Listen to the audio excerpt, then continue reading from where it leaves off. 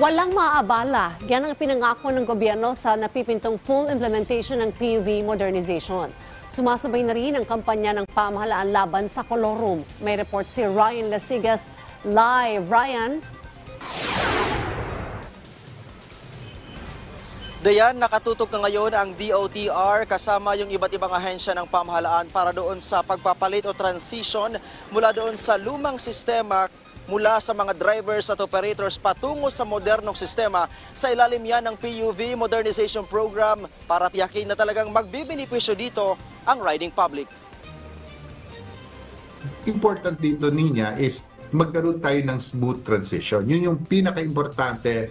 Because at the end of the day, sabi ko nga, this is for the commuting public. So we have to really monitor this and make sure na maayos yung pag-transition natin. Ito ang tiniyak ng Department of Transportation o DOTR 8 araw bago ang full implementation ng PUV Modernization Program sa bansa. Prioridad ng pamahalaan na masiguro na walang maabala o maperwisyo na commuter sa February 1. Giit ng DOTR, may nakalatag na hakbang ang LTFRB para dito. Gaya na lang ng mga ruta na hindi nag-consolidate ay sasaluhin ng malaki o mahabang ruta para hindi matenga ang mga pasahero. Sa oras naman na kulangin ang sasakyan sa ilang ruta dahil walang nag-consolidate, nakahanda ang LTFRB na magbigay ng special permit sa ilang kooperatiba na may maraming sasakyan para magserbisyo. So ito yung maganda dito sa programa.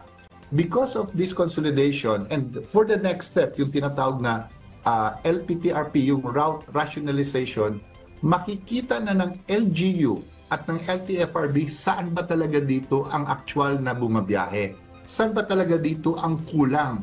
Saan ba talaga dito ang sobra? And this will be the solutions to be given, like sa sinabi mo kanina, para yung kulang mabigyan, yung wala maibalik, at yung sobra, bawasan natin. That's part of the program. Sa pinakahuling datos ng LTFRB, nananatili sa 22,000 pa lang ang nakapagparehistro mula sa 40,000 binigyan ng prangkisa sa Metro Manila. Sa buong bansa, nasa 1,000 pa ang hindi pa nakakapag-consolidate ng kanilang ruta. Lampas 300 dito ay mga ruta sa Metro Manila. Kasado na rin ang malawakang pagpapatupad ng anti-colorum at no registration, no travel policy. Target ng naturang operasyon ang mga pantalan, landports at tollways. Hindi rin ligtas ang mga illegal na aktibidad ng operators at mga sindikato.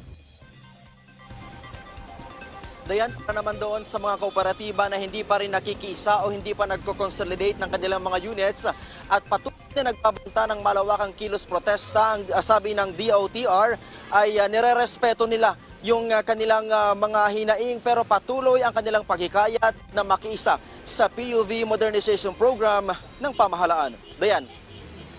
Maraming salamat, Ryan Lasigas. Samantala, isinusulong ng isang mambabatas ang pagtatayo ng rail line sa kahabaan ng C5 Road, kainin sa ilalim ng Metro Manila Skyway at iba pa. Ito'y para ma-decongest ang mga kalsada sa Kalakhang, Maynila. Punto kasi ni Manila Representative Joel Chua na siyang nagsusulong ng karagdagang rail lines, masyado na kasing masikip ang EDSA. Bukod dyan, kailangan ding mabigyan ng mga commuter ng ibang mapagpipilian. Aniya, dapat rin magkaroon ng dagdag na mga tulay sa kahabaan ng Ilog Pasig.